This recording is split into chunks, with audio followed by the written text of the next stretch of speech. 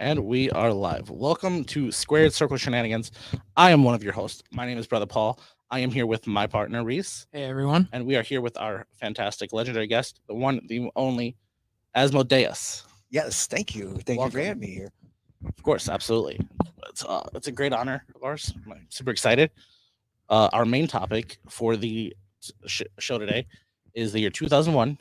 And throughout that, we will talk to you about some of your career. We know you started wrestling around in like 2001. Yes, It was. yes. So 2001. So that'll be like the beginning of your career, but we will slowly go on into multiple other things. We have a few questions here and there. Um, but before that, we'd like to send a huge shout out to for the love and support from our sponsors, which I'm usually ready, but today I'm not slightly. There it is. I'm running behind a little bit. So, thank you to our sponsors, which are The Mint Cannabis, Smokers Society, FU Wrestling, 8 Mile Vodka, Amaya's Fresh Mexican Grill, Lane's Pizzeria, IWR, DTW, Pro Wrestling Edge, aka PWE, The Little Brown Jug, and Craving Sports Cards and Collectibles. Thank you all for your love and support on each and every episode continuously. And with that, let's just get into it. So before we start talking the main topic of 2001, let's talk a little bit about the beginning of your career. How'd you get into wrestling? Who trained you? What made you want to be a wrestler? So it was actually right out of high school. I've always wanted to be a pro wrestler. I mean, since I was little, who wants to be, wants to be a big pro wrestler. So, and I was looking around and actually seen the end to be Severance School in Coldwater, and I was actually going to go there.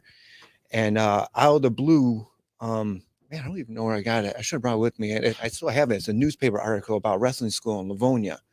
Like, oh, it's a little closer than Coldwater, so let me go check that out. So I went to the school, and at the time, his name is slipping my mind right now. At the time, there was a trainer there, but he was training with Brian Shotwell. There's two that were training there, and Truth Martini was coming in there periodically, in and out, and it's slowly, like, the elder trainer Shotwell actually went to jail. I was thankful for that, because at the time, me and Shotwell did not, we bumped heads. It was just one of those things. But then Truth kind of took over the school, and then me and Truth just kind of connected, and I trained under Truth pretty much my entire career. All right, interesting. So Truth Martini. Yeah, it's been Truth Martini ever since. It actually got to the point. It was funny. It actually got to the point where I was training so much with him that everyone thought I was his brother. Like, wow. I was going to shows, I sounded like him, I acted like him, I moved like him. It was crazy. It was funny. It was fun times. So you were trained by Truth Martini, but not at the House of Truth. No, at the time it wasn't called the House of Truth. House of Truth came way in the future. The school I went to actually called TZW, Thunder Zone. Thunder Zone Wrestling. We'll be talking about that soon too. Yeah, so that's where I originally trained from, and then Truth started his own school years in future. Awesome. All right. And did you help train any wrestlers with Truth? Oh yeah, once I got fully trained, and then I started helping Martin train. And I helped train with him for years and years and years. I recently just stopped training with him because I moved away. I used to live right down the street from him. Now I live in Lincoln Park. So it's quite of a drive for me to get there every day, or else I probably would still be doing it. That's funny. I'm from Lincoln Park. That's pretty crazy. Nice. I was originally from Ecorse and, that area, and then or Detroit, and then Ecorse and Lincoln Park. Now I'm here. Oh, that's nice. Pretty cool and wild.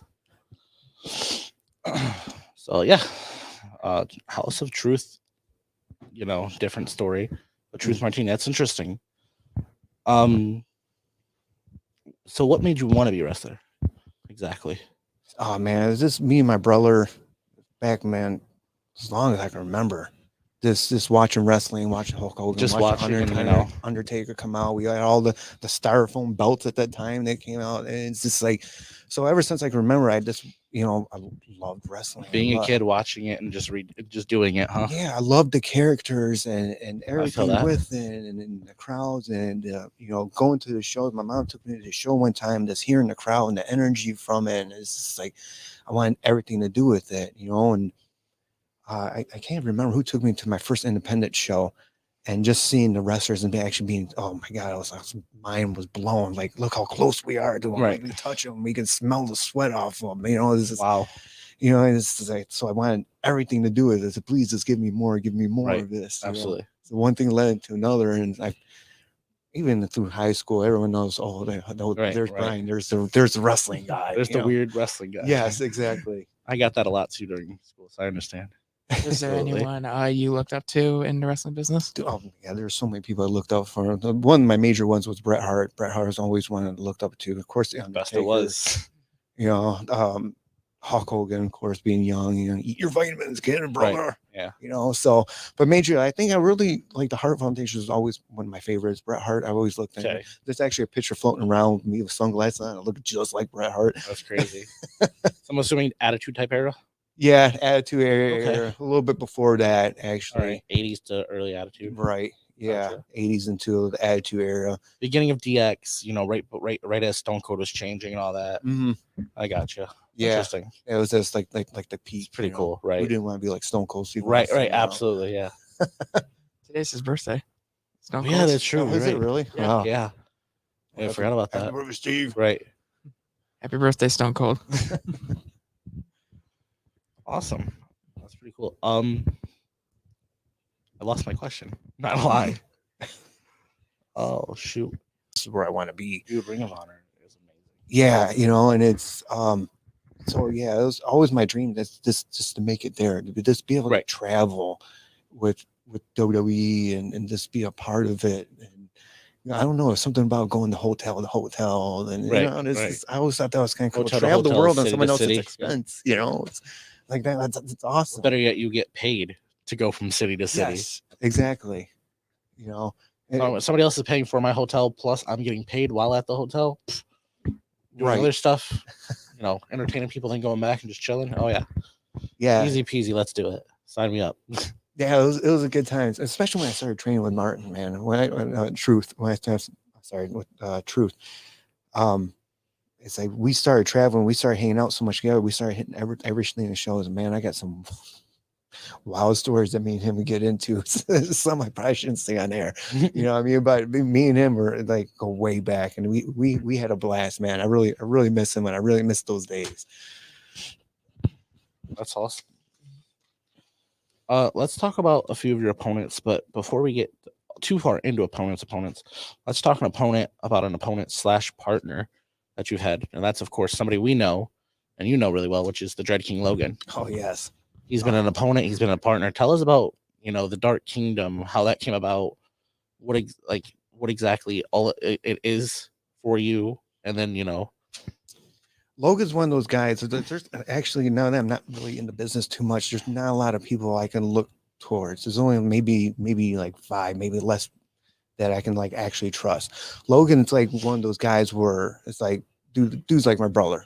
Guy running the room with a gun, I'm jumping in front of him. Yeah, I was gonna say, I told him, I was like, hey, we're having your friend on, and he goes, friend? No, he's like a brother. And I was like, yeah. Well, and there you go. You just said the same thing. Yeah, man. That's crazy. An amazing human being. I can sit here all night and tell you what an amazing guy he is. And some of my best times in the business was tagging with him. It's actually one of the things I miss most is tagging with him and being with him and traveling with him. And he's got such a great energy around him.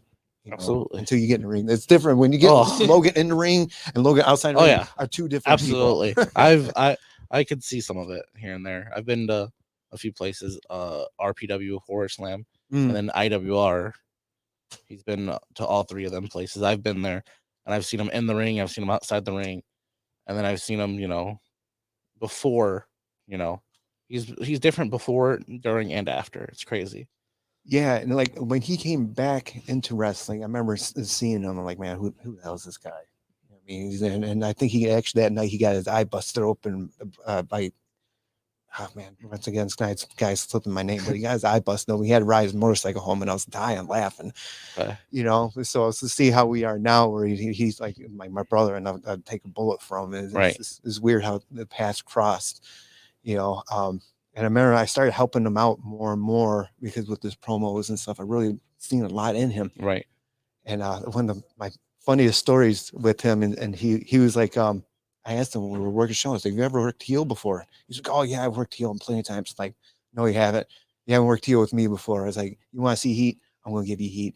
So Oh, we were at boy. that horror slam show, and he's like, "I want you guys to go out there and get on stick and get a bunch of heat." So I grabbed that microphone, I get out there, and I start talking to him about Sean Longhorn's girlfriend, what a whore she is, and all Oh, this stuff man. like that. And I was just like, you know what? All you Bible thumping mother effers and all this stuff. I was like, Jesus Christ, man. And you know what I mean? The whole place is like dropped, and man, it's like people start throwing stuff at us, and Right. it just got Wow. crazy. And we got backstage, and Logan's like, "Man, I don't even feel comfortable going back out there anymore." And I'm like, that's what it's like to be a heel. That's what you wanted, though, buddy. That's what you wanted. That's what it's like to be a heel. Absolutely. You know, these kids nowadays are like, "Oh, I'm a heel." Then they go out in the crowd and they're bullshitting with them, and they're, you know, high five them, shaking everyone's hands. It's like, just a minute ago, you're calling everyone else, you know, the world's pieces of crap, and now Supposed to be you're supposed to be hated and having heat on yeah, you. you're supposed to be hated and everything like that. And now you come out there shaking everyone's hand, being all nice to them. Like, Yep. What the hell are you guys doing, Right. man? Absolutely. You're a heel. You don't come from out backstage, and you're No. a heel. You're a heel. You come out of that curtain, even though your show's over with, you're still addicted to these people because you're the heel. That's your job. Yeah. You do it, and you do it well. like doing playing a heel better than a baby Yeah, face. you know, a lot of people like that. It's actually easier to be the heel than it's the baby. You know, Yeah. it's just, and it's fun for me. It's still. I feel like with a name as like Asmodeus, you just have to be a heel. Yeah. Automatically. Yeah, and that's like one thing with the gimmick. Everyone's like, "Oh, he has to be healed because he's a demon," and Right. blah blah blah. I'm like, no, I You don't have to, but you know the name kind of gets you heel vibes pretty quickly. Right, but and with the gimmick, it was like it was so cool that it was over kind of deal. So it's hard to be right. heel because people liked it so much. Right. You know, so it was a weird thing. It's like, I can go out there and be heel if you want, but I'm still gonna get over. Right. It's a win-win for me, I guess. You know, but I mean, we're getting off subject because we're talking about No, that's all right. That actually brought up a different question that I was gonna do. So we've seen some past, you know, professional and indie wrestlers that are, you know, a little outrageous, scary, creepy. You know, we've got Mick Foley with his 3 different things: The Undertaker, Mordecai, you know, Relic from TNA back in the day. How did you come up with Asmodeus? Where did it come from? And you know, when did you know like that was just it?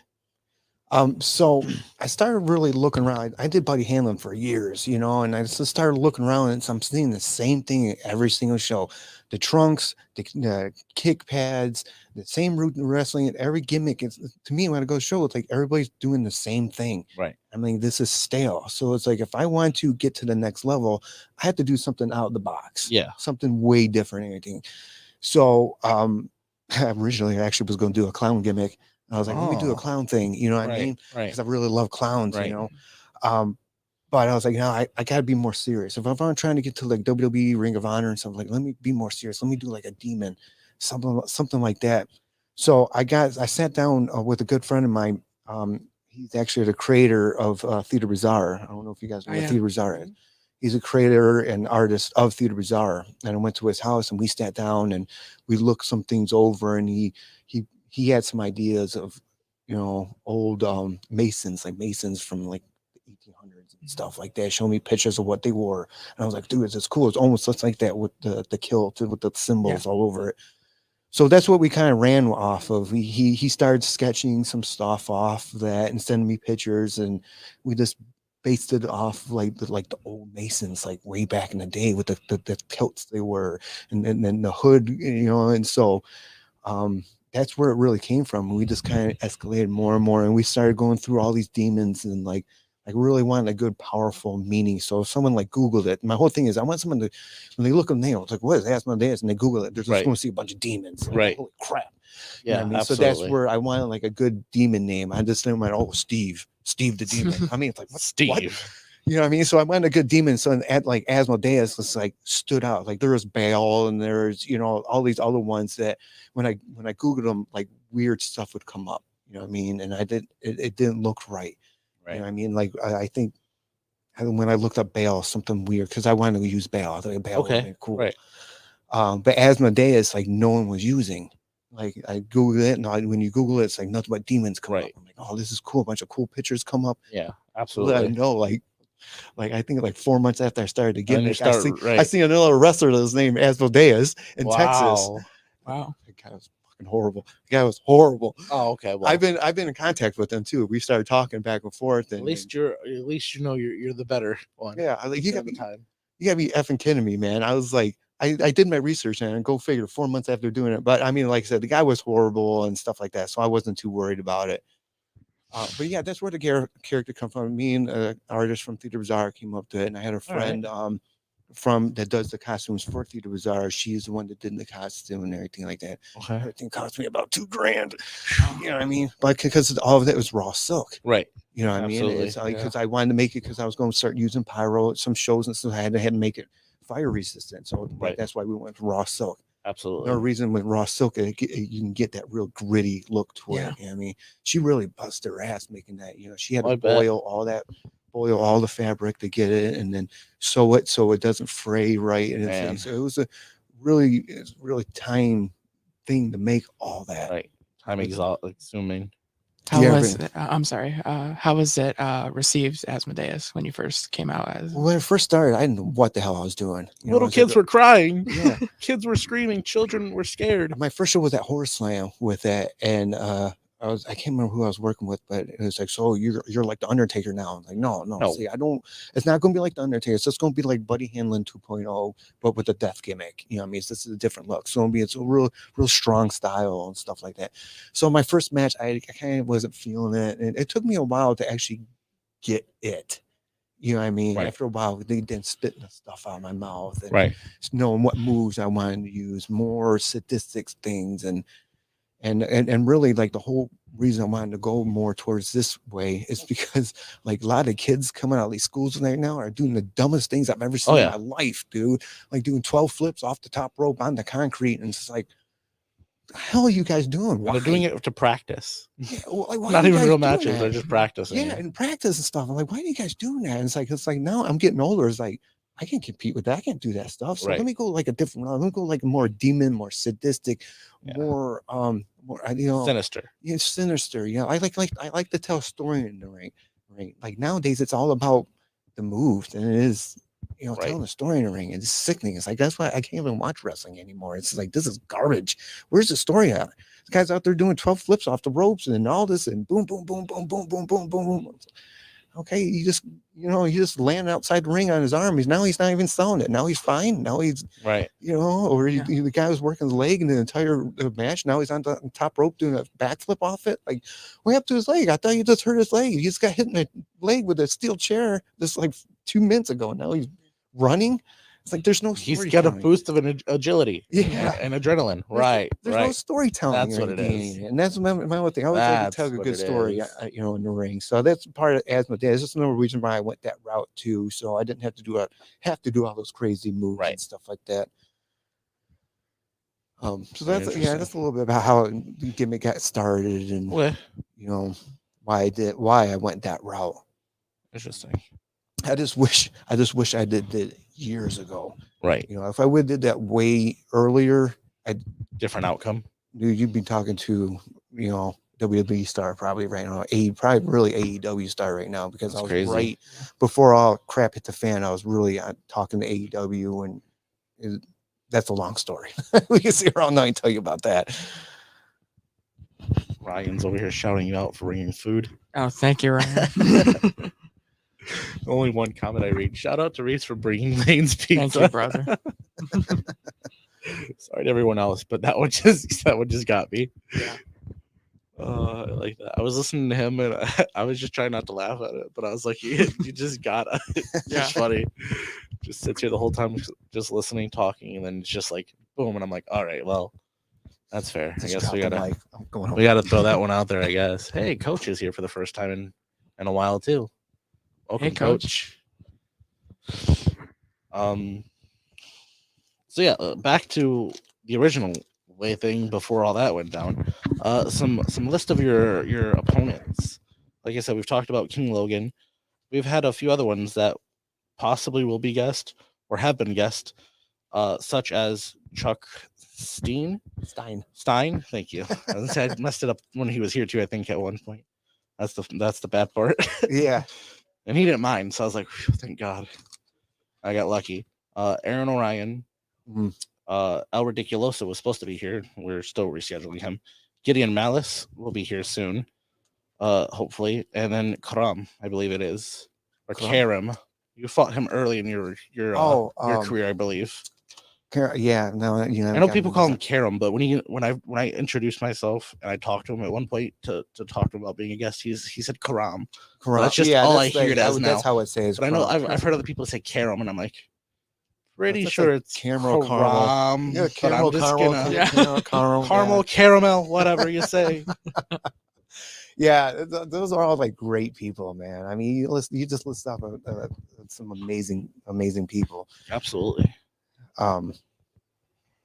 But Any Chuck Stein. Chuck Stein's another guy that became like a brother to me. Right. You know, I mean, it's another guy I would take a bullet for. You know, and that's why it's me doing these death matches. It's probably the only one I would do it with because I don't really trust anybody You else. can trust him. Yeah. You know he's not going to stiff you, and if he does, it's nothing bad. Even though he did kind of fuck my back up pretty good the last match he did. You know, it's like when you pin someone on glass, pin them, don't roll them up on the glass. So I got a pretty good scar on my back for that. Oh, man. Was that at the tattoo convention? Yeah, I was at the tattoo convention. As he's rolling me up, I can feel it like slicing my back. I'm like, oh my God. Chuck, I'm going to kill you. Help. He's off a bit. No, but he's cool, man. Too much gas. And now there's a gash.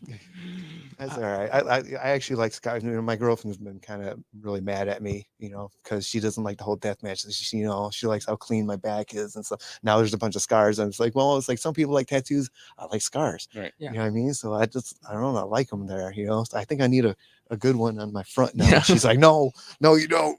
Oh man. I wanted to ask you. So when at the show you were at last month, is it hard to wrestle when wrestling's not the only source of entertainment?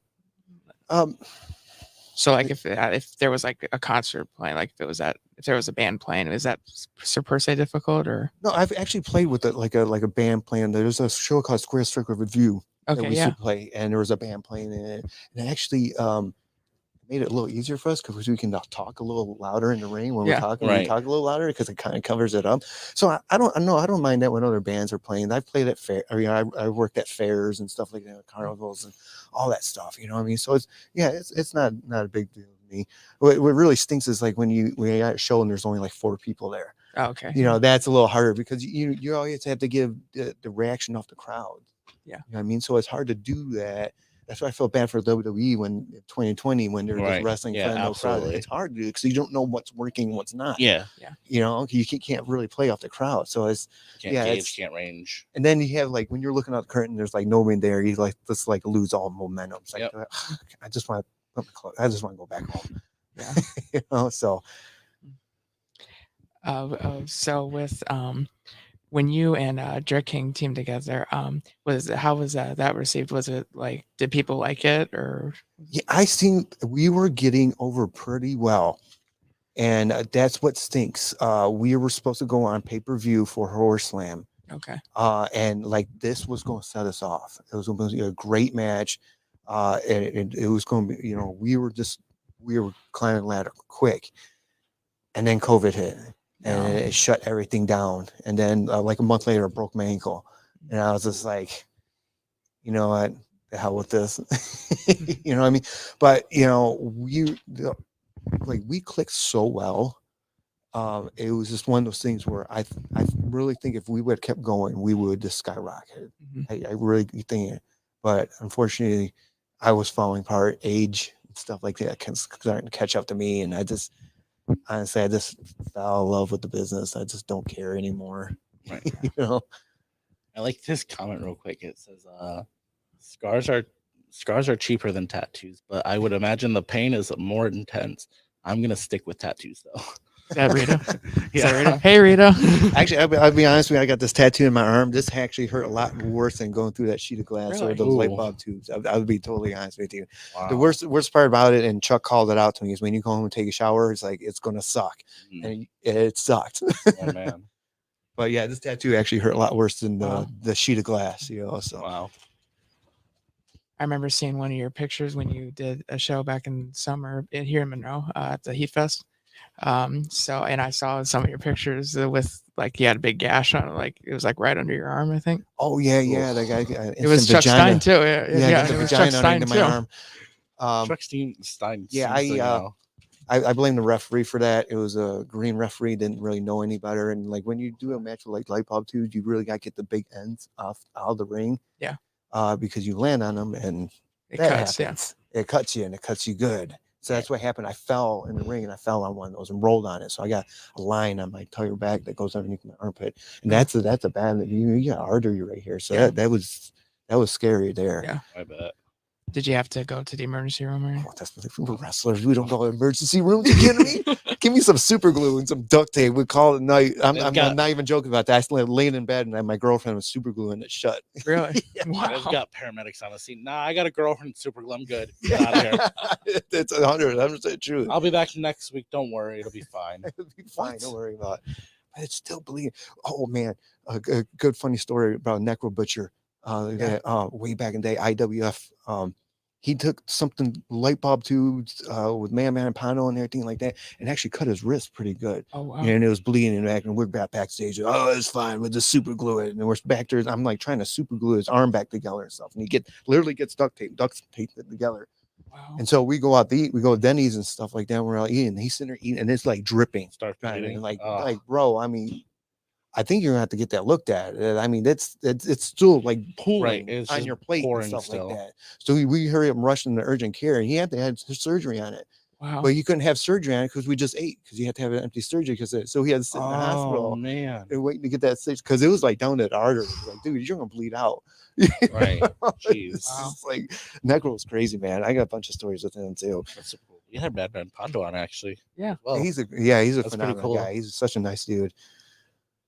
So we've seen you in plenty of companies: Ruthless Pro Wrestling, Ring of Honor, Border City Wrestling, New Japan Pro Wrestling, Thunder Zone, Insane Wrestling Federation, Independent Wrestling Revolution, multiple more. Could you like give us your top 3? I'd say, and like what's one of your most memorable matches of any of them that you remember the most because you thought it was up there? Yeah, I've had so many great matches. Unfortunately, like seriously, my mind is starting to go, so I can't. Aiden Prince, yes, thank you. Memory. We'll see him soon. Aiden Prince is a phenomenal performer. I haven't talked to him in a long time. I had a match with him for I think at the time it was a DSW, Troy Style Wrestling, in front of like 5-10 people. Wow. It was one of the best matches I've ever had in my life, and we just tore up, and we clicked so well. Like we went backstage and we were going to talk about the match, and we literally talked about it for like 2 minutes, and we're like, did we just call the match in like 2 minutes? He's like, yeah. He's like, you good? I'm like, yeah, I'm good. And we went out there and we just tore it up. It was like one of the best matches I've ever had. And it's just like we clicked and everything went so smooth. And he took my finisher, like the most devastating I've ever seen someone take my finisher. It was like the way he hit it and bounced and flew across the ring. It was great. Wow. And it was like, that was one of my favorite matches all time. There's so many more matches. I've had some like good matches with, of course, like Brian Shotwell. It's always, because me and him, it's like, he's like family to me, you know what I mean? So we get in the ring, we're hitting each other. Right. Yeah. We're gonna be hitting each other. So I always loved working with him. But of course TZW is always going to be one of my favorites because that's where I started. You know what I mean? I helped bring up that promotion to where it was and see how it ended kind of sucked. You know what I mean? But I mean everything's going to get its end and find its end. But Horror Slam was always cool. I always loved. I still to this day I love Horror Slam. I worked for RPW a couple of times. Those guys are great. Absolutely. So, like I said, the list can go on and on. I've worked with some amazing people, some amazing companies. Worked on some really crappy ones too. But I don't know if we want to get into a shoot on this one or not. So say anything, anytime. No, there were some really bad ones in Indiana, like back in the day I worked with, and it's, but you're going to get all the times where you go to the show and they promise you, it's like, oh yeah, I'll give you $75. You get down there, well, the house is light, here's a hot dog and a handshake kind of deal. It's like, oh, wow, that's pro wrestling. So that's fair.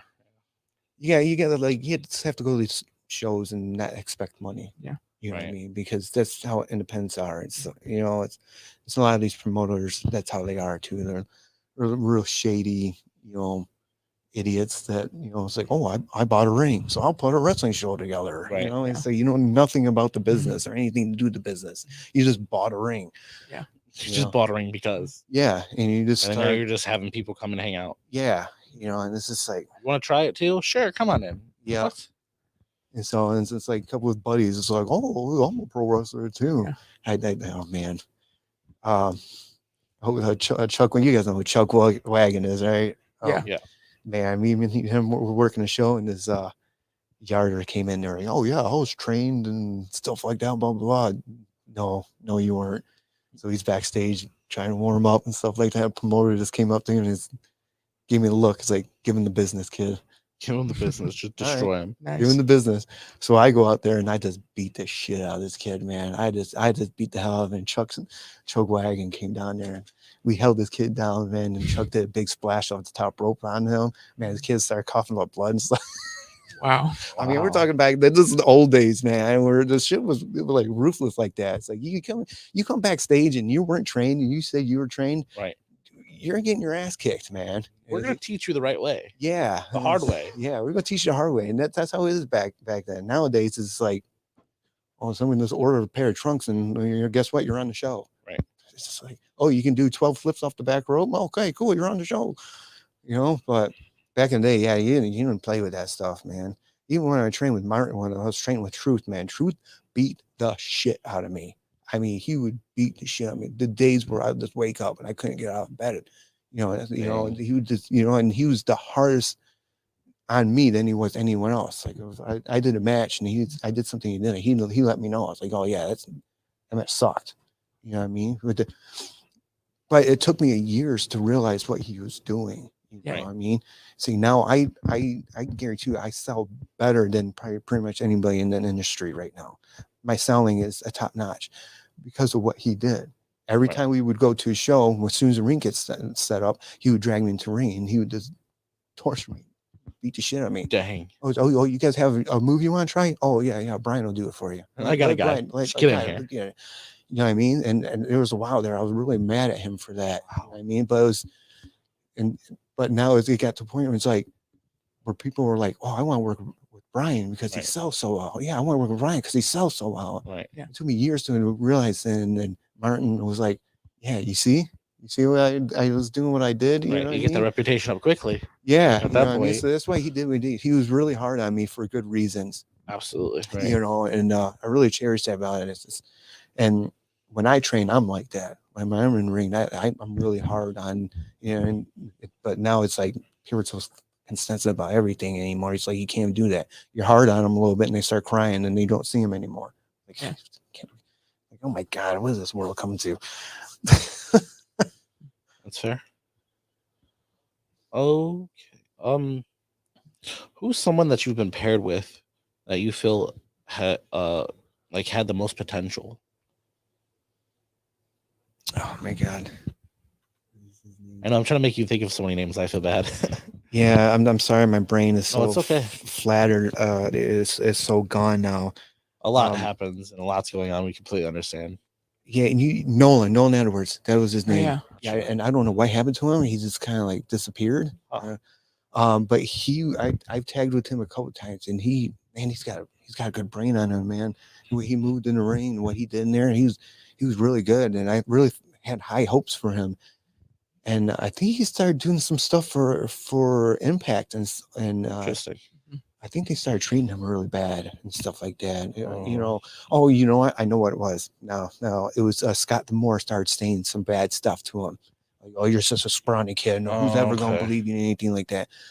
I know Scott D'Amore pretty well, and that's what Scott does. He will start bashing you and telling you bad things like that to see if you stick around. Make you, see if you really want it. You know what I mean? So I was telling Nolan, it's like, he's telling you that because no one's starting to get about, oh man, Scott's telling me this and he's telling me this. I was like, dude, you just got to keep pushing. You got to keep pushing because he's testing you, man. Making you he's better. Testing you, And I don't know what happened to him. I haven't seen him. I know he was hanging out with Logan for a while there, and then he kind of like disappeared. So I don't know Wow. what happened, but he was really good, and I really had high hopes for him. But Logan's another one where he's like, man, I see big things for him. He just needs to get out of this area. Right. You know, he needs to, and it's just like, it's like if you want it, you gotta go get it, man. It's not, nothing's ever just gonna come to you. You Right. gotta go get it. Mhm. And so he's got so potential in his size. And did you see how big he was before he started working out? Yeah. Yeah. Dude, man, he was a big dude. You know, to see how he is now, and it's just like, man, it's like, congratulations. Transformation's crazy. That's not easy. No. So he's another one where it's just like, man, I just want him to get there because he deserves to be there. Right. Other than those two, like I said, I haven't been around the business too much, so I don't know who's Right, out right. there right now. You know what I mean? So I can't really say anything too much about anybody else. Right. But those two I really seen that should have got there Okay.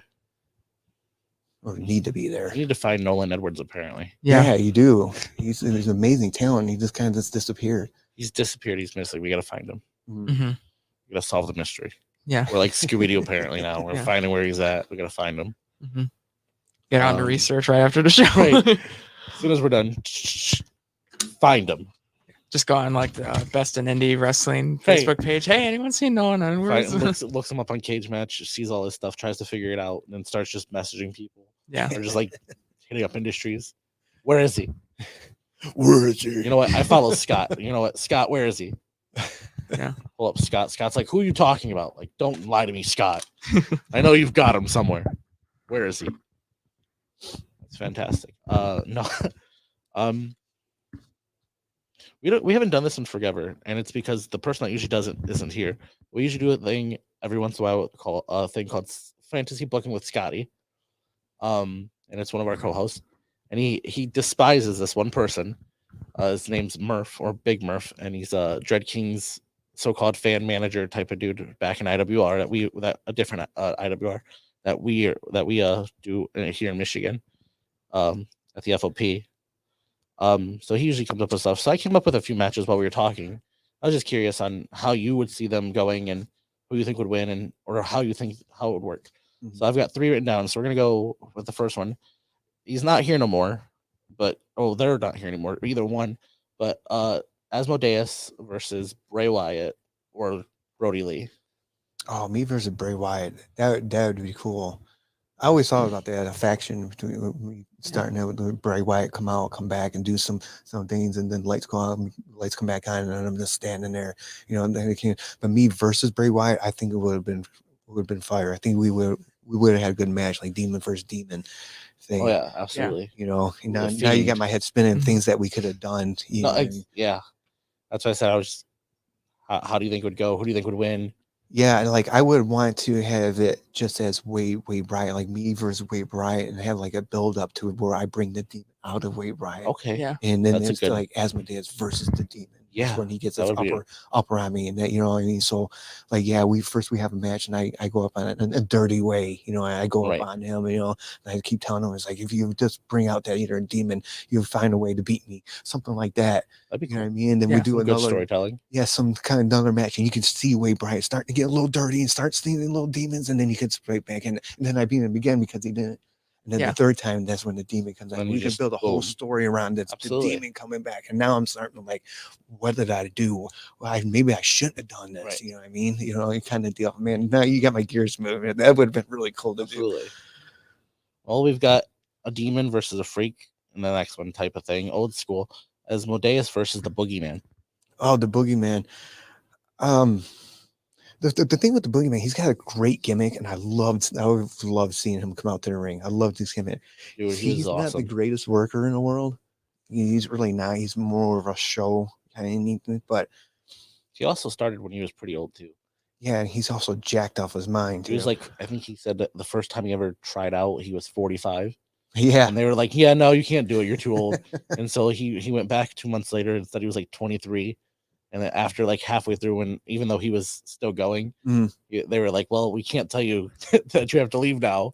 You got so many votes and people like you. But like next time, you know. yeah.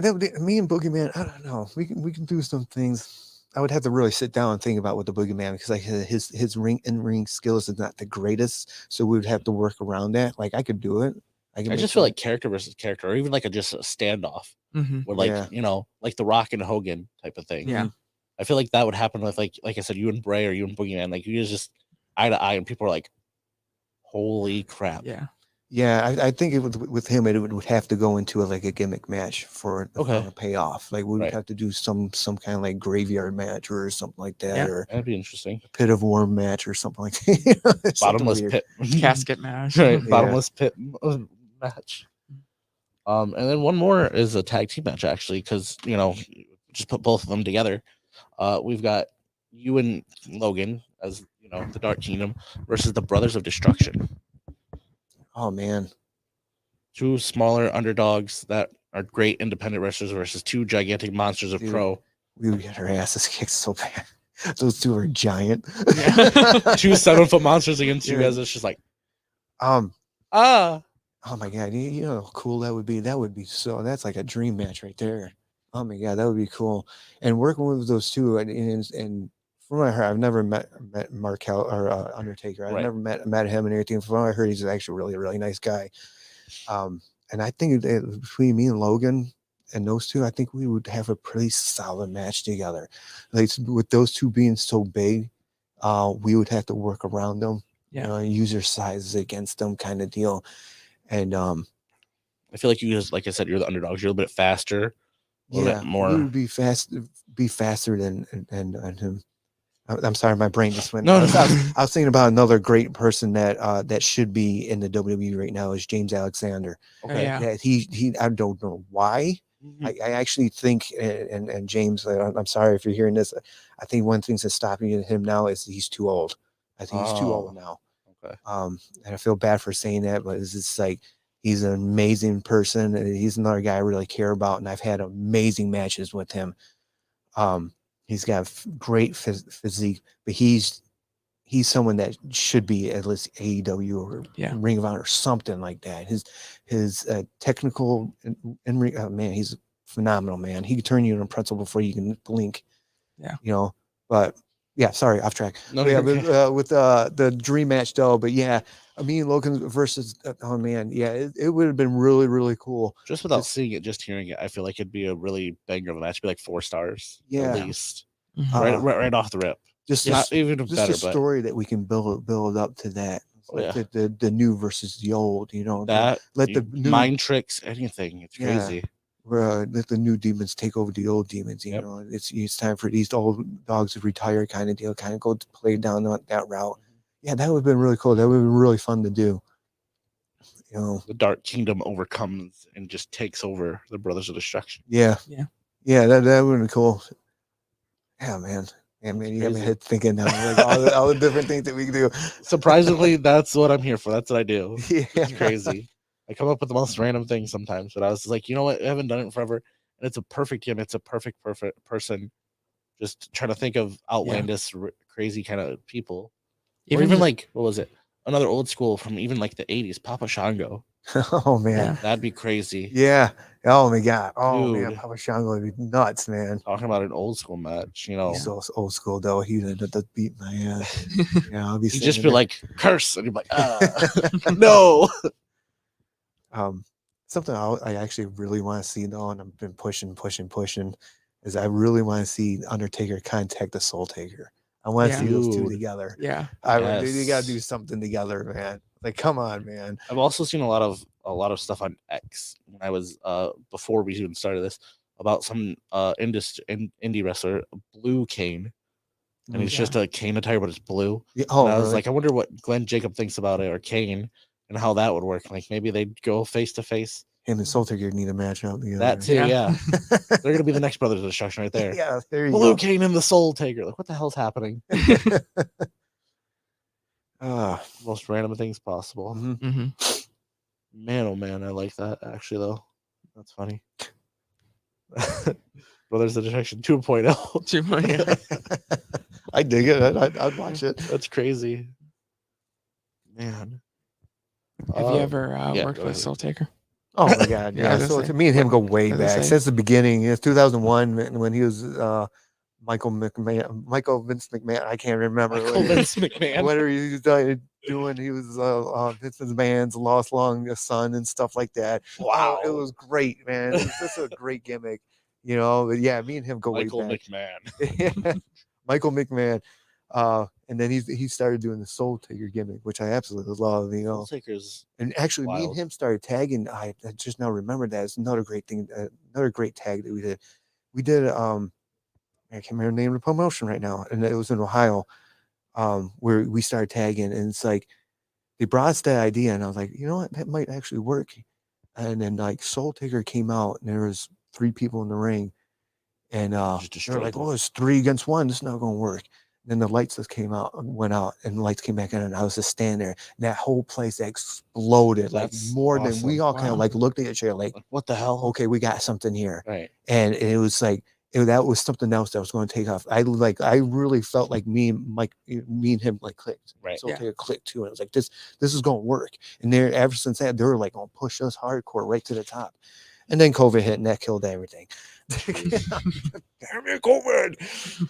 You know, so that was another, like, me and him like really clicked too, and I thought that would been really cool. Me and Yeah. him, we went farther with that.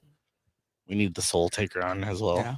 Yeah, Just to you guys talk. definitely need to bring him in. That guy's he's wild though. Oh my god, Mike he's one of those, another guy I consider like a brother, you know. And me and him go way back, and some of the stuff that we said, oh man, I shouldn't say this. Some of the stuff. As long as he's digging holes for souls, I don't care. No. Turn into the Undertaker. Yeah, 29 holes for 29 souls. yeah, he need to get him here because he's great, man. And if he talks like the Undertaker, that's even better. Yeah, that would be, yeah. Talk all slow and, you know, evil. Yeah. Type. What do you got for us? Is there like There's a been so much. specific type of match you so like, you know, there's, you know, I know you do death matches, and there's, you know, there's tag team matches. Is there one you like specifically out of all the different type of matches? Well, I recently just started doing death matches. I just kind of, my girlfriend's like, why the hell are you doing that? You swear you'll never do those. And I was like, I just want to kind of experience them. Yeah. You know, and it was like Chuck, he was, believe it or not, Chuck Simon made a point, and I was like, it actually blew my mind. Right. And he told me, he's like, you know, you've been hurt more doing regular wrestling than I ever had done doing deathmatch wrestling. Wow. And it took back, I sat back and looked at it, and I'm like, God damn, you're right. You know, you're right. You know, my neck's all jagged. I blew out my shoulder. I broke my hand. You know, my lower back's jagged. I broke my ankle. You know, I mean, and all this stuff. And yeah, Chuck's been cut up a few times, and he had like an assist on his elbow and stuff like that, but nothing like permanent like I have. You know what I mean? Like, damn, he's right. So it's just cut a few times. Yeah, you know, it's got some cuts that, you know, super glued together. You know what I mean? It's nothing like you know, like my freaking broken hand, and it's killing me right now. That's going, you know, this is hurting me more than scars will ever do. You know, so yeah, he made a point. So that's actually, I think that's why he talked me into doing the deathmatch stuff. And believe it or not, the deathmatch stuff is way easier than the regular match. Really? You know, like the regular match is like, okay, what are we doing here? And it's like boom, boom, boom, big high spot, and like big, you know, there's the process that we do it. Yeah. Deathmatch is like, you hit me, I hit you. You hit me, I hit you. Let's take it home. Yeah. You know, it's so much easier to do a death match than it is regular wrestling match. So it's absolutely. It's actually a lot of fun. It's funner because I don't have to stress about remembering what's the next spot that we're going to. And I know a lot of people, like a lot of old timers, just call it out in the ring. Nowadays, it's not that easy because it's like I said, it's all about the moves now. It's absolutely. like they're crying, and now like the people, these workers have been doing it so long. The crowd's expecting it now. They don't want to see you go out there and you have a match like oh my god, like Owen Hart and David Boy Smith. You go back and watch their match. Oh my god, what an amazing match they had. But you try to have a match like that nowadays, you get booed right out of the building. People are, this is so boring. Absolutely. You know what I mean? Because all these young kids and everything have been working these high spots for so long, and now the fans just expect to have boom, boom, boom, boom, flashy, flashy, flashy, flashy crap. Right. You know, and it sucks to go down to the ring now and try to compete and do something like that. You know, because I want to go to the ring and I want to tell a story, and I want to, you know, milk and do my demon thing, and, you know, work an arm, you know, and have the big comeback, big fire. And the last time I did a match like that, I can feel the crowd was getting bored. You know what I mean? And it's like, God damn it. So I have to go back to doing boom, Wake 'em up. quick, fast, Get them up there, get them on their stuff like feet, that. So get their attention. or Absolutely. do the deathmatch stuff, or we're just hitting each other stuff, and it gets people popping because he hit me with a light bulb tube. It's Right. like, eh. So pros and cons. Yeah. kind of Interesting. deal. All right. Well, we've talked about yourself. We've talked about Chuck. We've talked about Dread King. We'll talk about you and Chuck just a little bit more together, but in a different form. Tell us. Well, we've seen Chuck. We've talked to Chuck. We've seen you now. We've talked to you. What we haven't talked about is both of you are haunted attraction horror scares. Yes. Tell us a little bit about that. How'd you get into it? What's your favorite part about it? And one of my biggest questions is, what are some differences or noticeable differences and similarities between being a haunted attraction scare and professional wrestling or wrestling in the Yeah. indies type of thing? So when it comes to haunted houses and stuff, I actually started doing haunted houses way long before I did right. wrestling. Like I started doing haunted when I was like 7 years old. It was my first haunted house. We did one in my basement, and then when I was 14, I started with the haunted theater in Wayne, and like by I think I was 16, I was running it. I ran that attraction for Wow. a few years.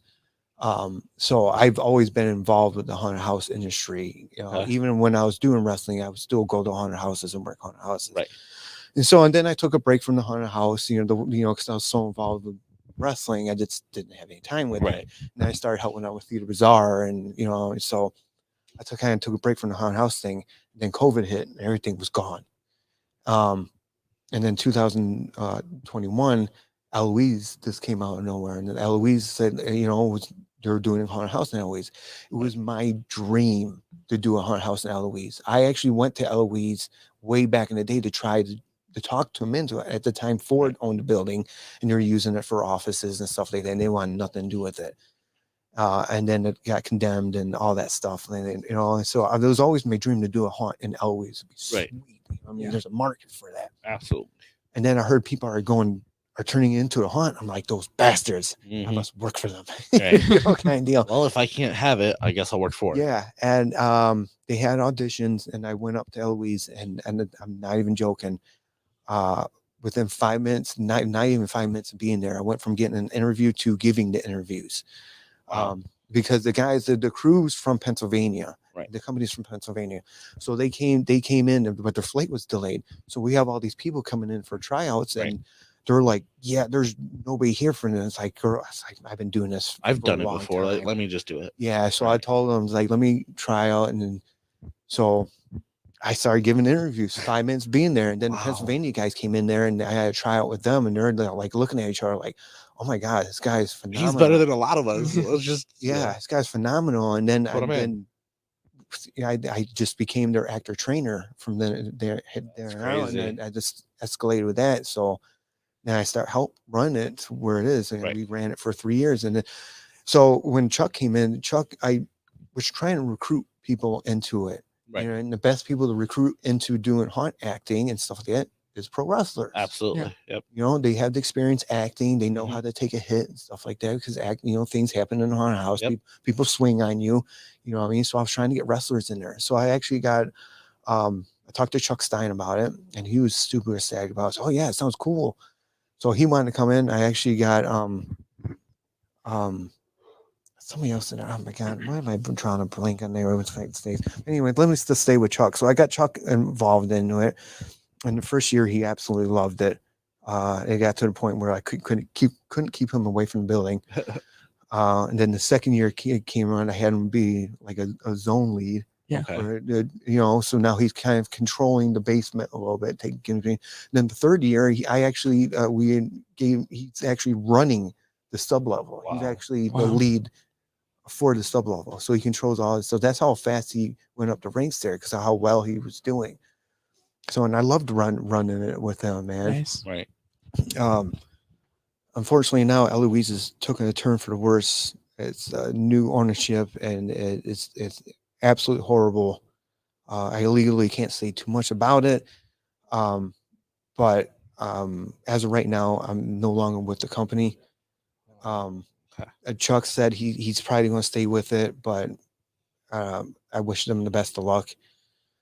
We'll see. We still got a lot of time until then, but Right, right now it's completely horrid. Anything can It's happen though. heartbreaking for me, absolutely heartbreaking. Like to the point where like I literally went to a funeral Sunday for my cousin, and I'm more heartbroken about Eloise than I was my cousin.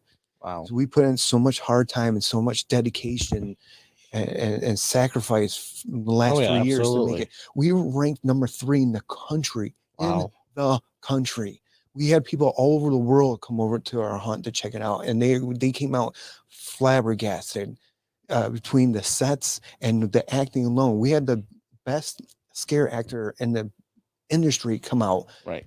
and told me how well the acting was in there, and Wow. it blew my mind. That was Wow. like that was better than anything. As soon as I started working there at Eloise, I was like, you know what, FWE, F all that. This is everything I ever wanted right here. This is my dream right here. Because like I said, I've always wanted to do a hunt in there. Right. And now that this crew that came in Pennsylvania and did what they did in there was mind blowing. I mean, they spent millions of dollars for their sets in there, and we changed the game. Yeah. Like the guys, the people that came in through there changed their haunts to match ours. Right. You know, that shows you how well we did in there. And to see it, man, to see what happened in there in October, it hurts so bad to see what happened, man. But I'm off to other bigger things, because like I made a name for myself, how well I trained the actors in there. So I got other hunts going around that when we start training at their attractions. Awesome. So we'll see with that. But I hope I'm worried about Chuck with this season coming up there. So I just want to warn him to just be careful there. So yeah, that's how that all started. You know, I've always been in the haunted house industry. You know, I love everything to do with it. Right. You know, so yeah, we'll see where this new road takes me, kind of deal. Okay. That's fair. With haunt acting, so your job is ultimately to scare everyone who comes in. Mm-hmm. Do you is there any like similarities? Do you use any of the haunt acting techniques in the ring to scare your opponents? Yeah. So that's why I always try to recruit wrestlers. Yeah. Because when you're getting like new people off the streets, everyone's usually in their shells. Like, oh, I don't know if I can do that.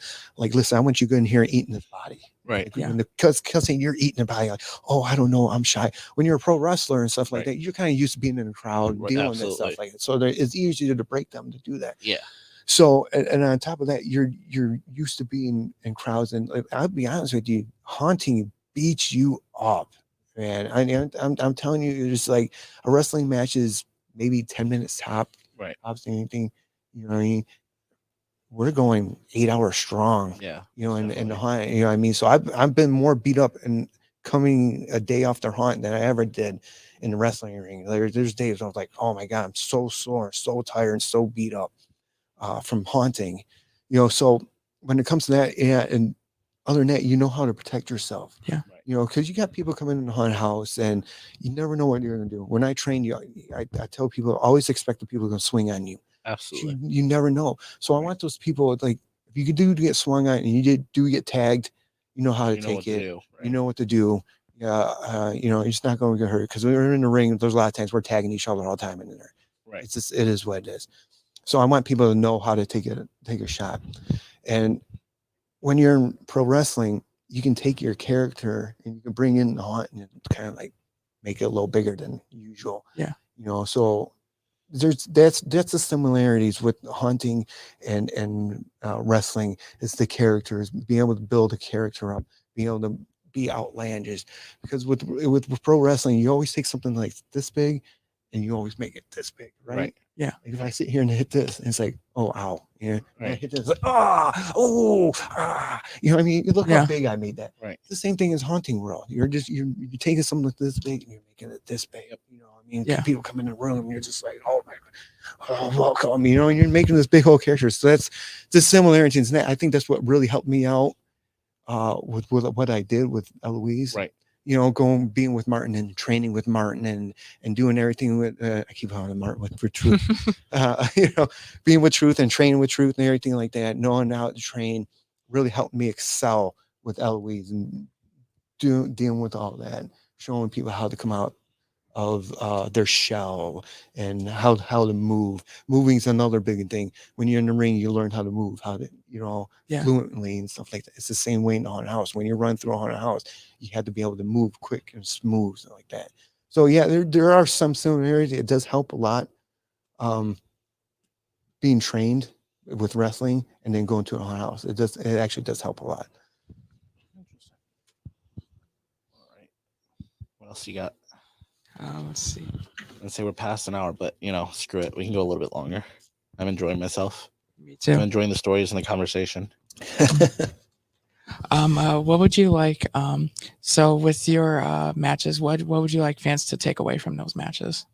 Like when they're leaving the show. With my matches, I always want to, and it should be this way with everybody that works the show. Scary. Okay. Run. No. Because I said this before, and I got this guy that was really cocky. Well, what do you mean? With my matches, like, let's say I go on first, I want to have that match so when the fans are leaving, they're like, oh yeah, but the Asmodeus match, like, oh, it was Right. great. Yeah, blah, that blah, was blah. cool, but yeah, that Yeah, dude. I want people to remember my match when they Right. leave. And I got some veterans that get mad. Oh, they should be remembering the main event. It's all about the main event. Blah blah blah. Yeah. I don't give a shit. There's been a few times where I don't remember the main event, but I remember like the first match or Yeah. the middle match. So that's why I want them to take away when you watch a match. I want them to remember my match and how cool my gimmick and how I interact with the fans, and you know what I mean. So I want them to remember it. And it's like you got these veterans now, and it's like that's one thing that aggravates me about this damn industry now, especially in Michigan. Michigan's so bad with independent wrestling.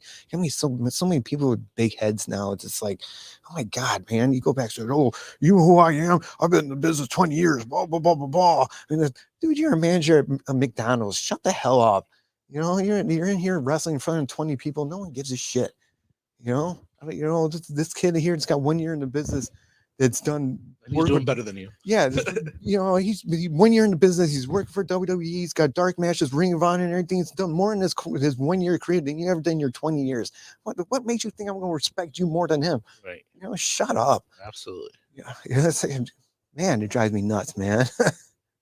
the egos that some of these guys have is it's like, God, man, grow up. Yeah. It's like. You don't have to have the egos so big just because you've been in the business for so long, man. It's cool. Oh, man. I just don't know why do you have to have. Why do you think I have to kiss the ground that you walk on? Right. I don't expect. I've been in the business since 2001. I don't expect anyone to bow down to me because I've been in the business that long. Who cares? Right. I always like going to shows and like I see someone's match. I give them pointers. I try to help people out and everything like that. I don't walk out there. You know who I am. I'm Buddy F. and Hamlin. I've been in here 20 years. You should go get me a water and shine my boots. Fucking cares, man. Right. I'm a fucking truck driver, for Christ's sake, man. I do little shows on the side and I run the damn haunted house. I'm no one special. I'm just like guy. Yeah. He does a bunch of stuff. Yeah. That's pretty funny. I'm gonna do a quick on this day in history, and then we'll continue a little bit more. All right. So on this day in history, December 18th, 1995, we're gonna go back to. It's mere days after being let go by WWE, Medusa returned to WCW on Monday Nitro with the WWF Women's Champion, and she ended up dumping it live on TV in the garbage can. That was pretty crazy. That was crazy. I've only watched a few episodes of WCW. I remember that one specifically just for that reason. I think everybody remembers that. Yeah. And it's really that crazy. was such an epic moment. And like, it's really was. crazy because I looked back at it and I seen it on Facebook today, and sure as shit, I looked it up, and that was the main reason why they played it on Facebook, because it was today, and I was like, I like that. That's gonna be today's. That's pretty good. Yeah, seen that, man. That pretty was crazy.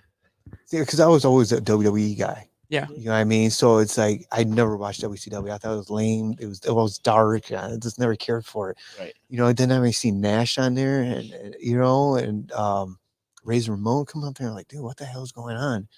And then that whole title drop thing. I was like, this is weird, man. But I don't know. That was a game changer. Yeah, that's something that I'll never forget. I'll never forget that. Yeah. Yeah. We didn't really talk about the main topic that much, but it's okay.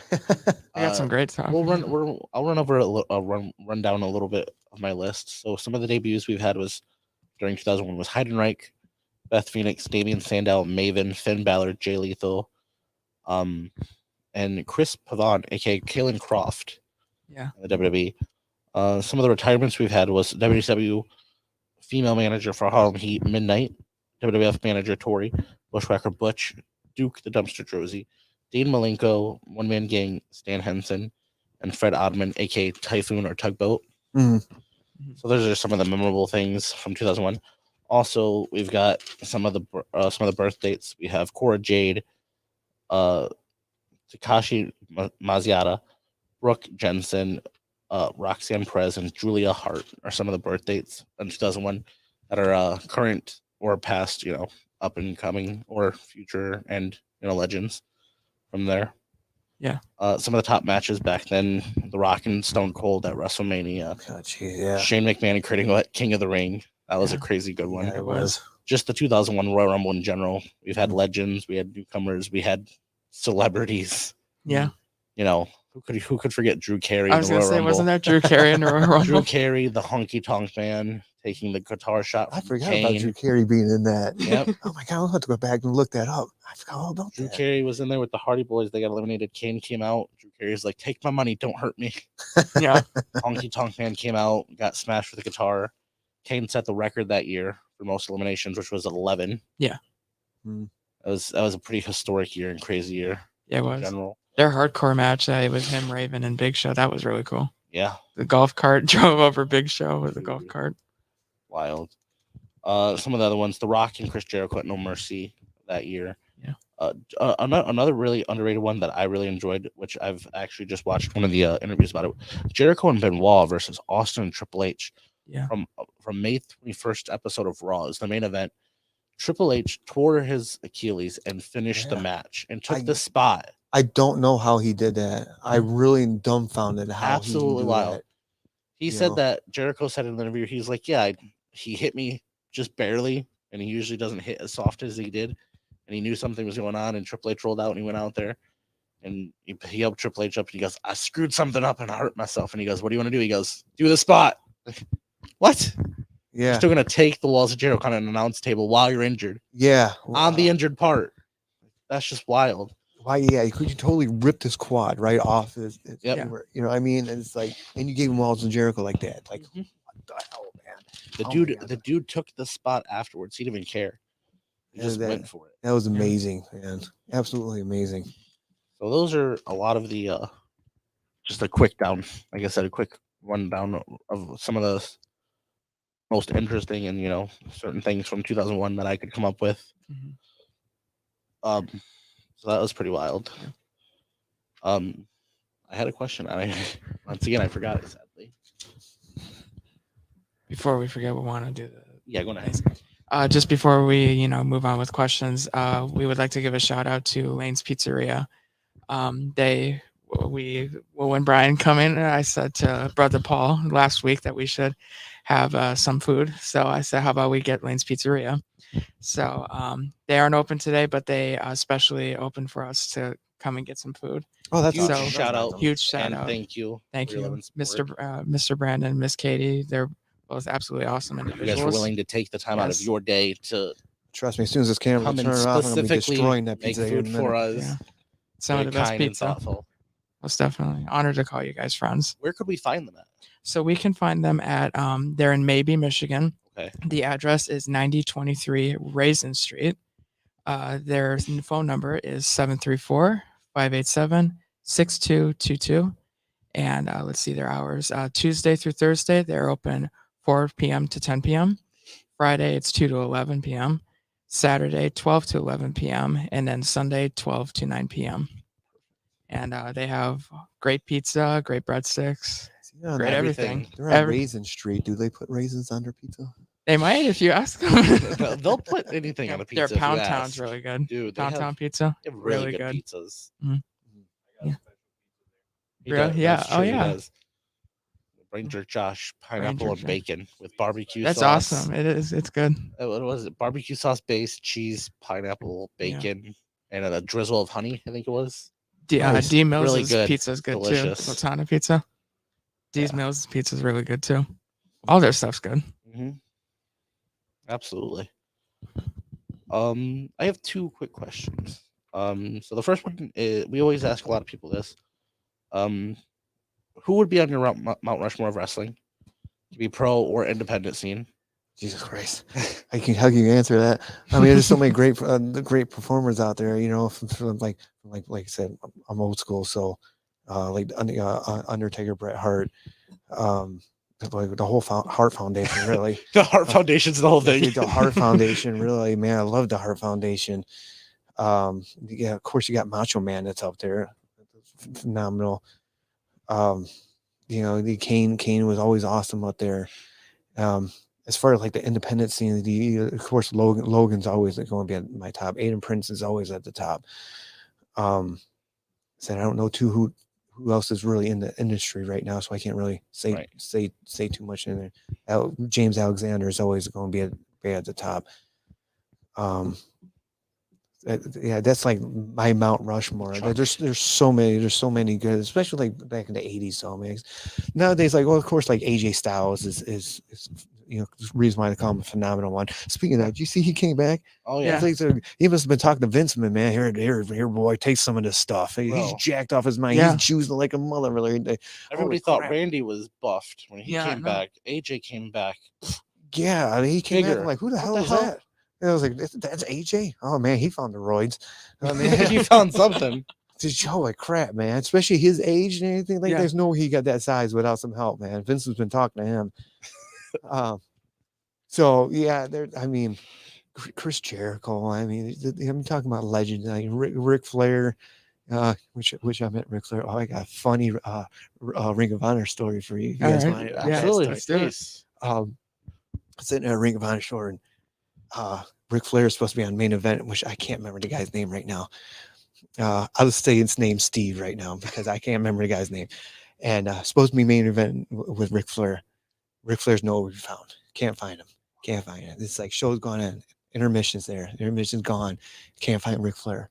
Wow. What the fuck? Where's Ric Flair? He's freaking out now. Steve's like freaking out. I can't find him.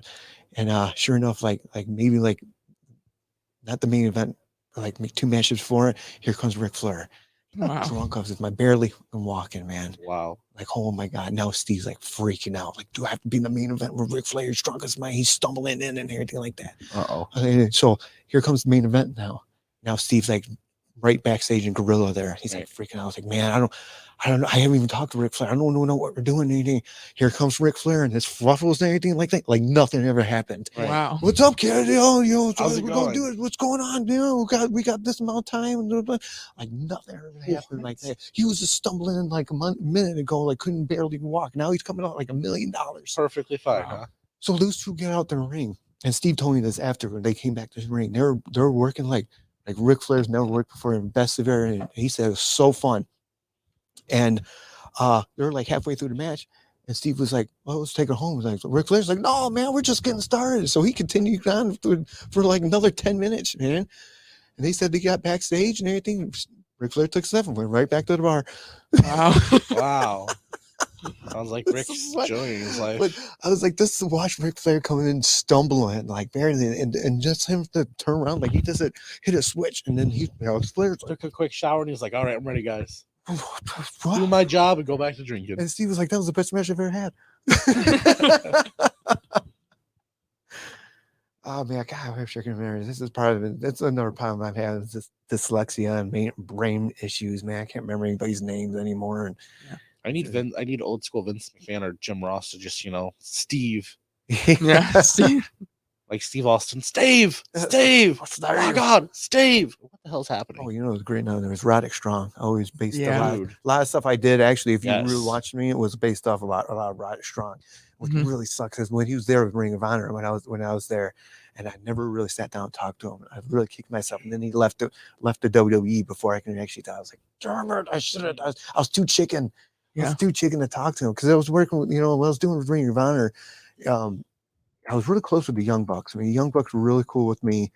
Cody Rhodes was really cool with me. It got to the point where I was getting dressed in the hallway because all the New Japan guys were there. Right. Yeah. So I was getting dressed in the hallway. You know, I mean, I don't want to take up dressing room. Right. Cody Rhodes comes out there. He's like, "What are you doing?" I didn't want to intrude, and he's like, "No, you come in with us." You get So in here. Yeah, Do your you know, I shared a dressing room with Young Bucks and Cody Rhodes and stuff like that. So they're always That's so every time I did a show with them, there was, "Hey, yeah, come with me, come Let's with go. us," and stuff like that. So they're always really cool with me, and I personally, I honestly, I think I dropped the ball on that. I should have kept talking to them, and I was actually supposed to be on their first show in Chicago. They were supposed to Oh. be in their battle royal, Yeah. and then they went a different Wow. route, and I was like, oh, I was devastated So about that. close. Yeah, and so I really should have kept pushing that. You know what I mean? And Right. unfortunately, I lost their numbers and I stopped talking to them. And Right. Ring of Honor really fucked me over. I mean, really screwed me over. And that's what that was like the downward spot of my career. Oh, man. They really screwed me over bad. And I kind of just lost interest. You know what I mean? Because I was right there. Like I started doing like the dark matches for them, like Yeah. their YouTube series. Right. Like that. Yeah. And like one of the things you never do is you never read the comments. You never read the comments. I was like, oh, I got to read the comments. I just got you. I just have to see it. So I read the comments. It's like, dude, I was blowing up. Like all these people are like, oh, this guy needs to be in the Bullet Club, blah, blah. Like this guy's awesome, blah, blah, blah. Even, like I said, Truth was always hard on me. Right. And he was looking at it. He's like, dude, Yeah. he's like, that video was like, that match was really, he said, yeah, there's some things off. Because I'm not used to referee. Like when you do TV, Right. you got to be, dude, you got to be on time. When they say you have 7 minutes, you have to do 7 minutes. So I was in the ring and the referee was to give me time cues, and it throws you off. You're not used to that. Right. It throws you off. So a lot of moves I do, he said, yeah, it wasn't as crisp as you normally do. And I'll say, yeah, there's good use, but it's like, Right. he's like, dude, have you read the comments? He's like, yeah. He's just like, everything. And then I did another match for them. And it was the same thing. Like all these comments there wasn't one bad one. I'm like, dude, usually it's like, this guy's a piece of crap, blah, blah, blah, get rid of this guy, but it was all good comments. Like I was floored. And Martin was just like, which he used to be their creative control. Right. He's like, dude, they got to sign you. Yeah. They're going to sign you. It's like, look at all the good comments. Like the match they had, they tested that. The one match they gave me some kid off the street that had maybe barely a year into the business, but they did that on purpose to test me. The test, because they gave us 10 minutes, and then 5 minutes into the match, they cut the match in half. They said they told us to take us home. They wanted to see if I can do it. And I did it great. And I made that kid look like $1 million. And Truth is like, see, they did that on purpose, and you held it, and you made that guy look great. Right. You cut the match down, and the match was on time. Absolutely. They say, they're going to sign you. There's no way they can't sign you. You know what I mean? And then they fucked me my ass, man. They just totally gave me the cold shoulder. I came out with the Asmodeus gimmick and anything like that. They told me to come down to Columbus. They were like, this looks great. Blah, blah, blah. We don't need you to come down to Columbus, so we'll put you in a match and everything like that. And it's like, I get down there, and like everybody just like ignore me like I didn't exist. I've been running with like Ring of Honor at that time for like 3 years now. Okay. Like everybody just like kind of like gave me the cold shoulder. Like, what the fuck just happened? Right. You know what I mean? And then the Hunter was the guy was the booker at that time. And I was like, he came in, I went to go shake his hand, and he did one of those like, oh, Cheryl, did you lose this? And it's like totally like walked away from me. I'm like, wow. Well, that was messed up. Yeah. Right. And that entire night, he just completely gave me the cold shoulder. I'm like, well, you told me to be down here. I mean, am I not getting a match now? I mean, it's cool if you don't. The whole thing is, if it's cool, you can't get me on the show. Right. I'm fine with that. Be man enough to come up to me and tell me, it's like, hey, sorry, we can't get on the show. We're going a different way. Right. But then now that it's completely give me the cold shoulder, after I just was doing all this stuff for your YouTube channel, and I went to their tryout match, and I was the only one out of 50 people that did that trial. I was the only one they pulled into the office and wanted to do creative with Hunter and with their creative control. I was the only one out of 50 people they brought me into. That's crazy. Wow. And for them to just dump me like that, it's like, what the fuck just happened? Yeah. You know what I mean? So it was just like, I just lost my momentum after that. And it's like, I started looking around and see how the industry was going. And it's like, right. Do I really want to be a part of this anymore? Yeah. I've got one more question, and you can do your little thing, and we can exit off. Okay. So mine, hopefully I'm not going to steal from him, but where does Asmodeus Asmodeus. Thank you. I was just trying to think of the way to ask the question. I just messed up. So yeah, where do we see Asmodeus? What does he do? Does he continue? What do you what's a big accomplishment you would want to succeed before you hang up the boots if you haven't yet? Well, there's a saying that goes that there's no such thing as retiring. Right. And it's the reason why it's called a ring, because it goes on your finger and you're Yeah. married to it. You know what I mean? So because I said I'm done with the business, I walked away from it, and then I got sucked right back into it. So as far as me continuing with the business, I'll do some shows for Shotwell. Yeah. You know what I mean? And I'll do some shows here and there for fun. You know what I mean? But it's like I pretty much just stay away from it because it's like the drama. Holy shit, the drama, man. Even the one show I did, the horror convention. Yeah.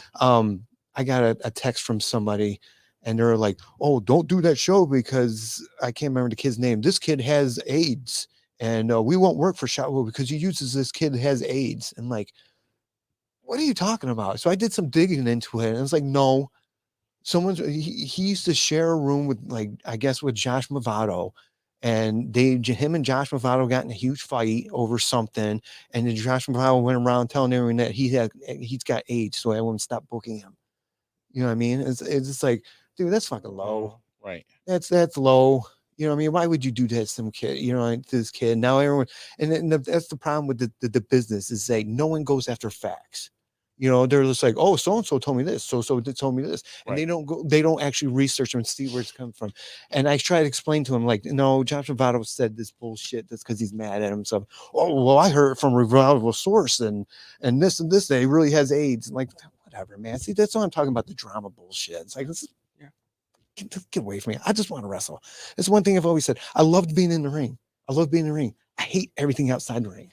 Mhm. All these guys with these egos and fucking big heads, and it's like, dude, I don't fucking care. Right. I really don't care how long you've been in the business. I really don't care where you've been. I just want to work, man. I just want to entertain some people. Yeah. Absolutely.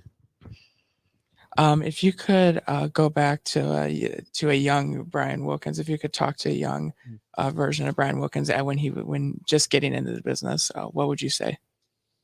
Ooh. I would say, if I was getting first games, I would really tell him to stop being so scared and just get out there. One of the things that that really stopped me is just going, because I don't know if you realize, I actually worked for OVW for a while too. Yeah. I was doing shows for OVW and I got some good stories with Mark Henry and everything down there too, man. That's Mark super Henry's cool. great. I should have pushed myself a little harder. One of my biggest fears is being broke. Mhm. It's always been my biggest fears. But if you really look at everyone that's really made it, Yeah.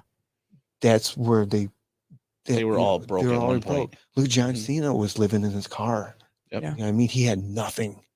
You know what I mean? And that's everyone that's really made it. That's where you start at the bottom. You Yeah. had nothing and you bust your Mhm. ass to get that. I wish I would have really worked harder at that time and got to that. You know what I mean? Yeah.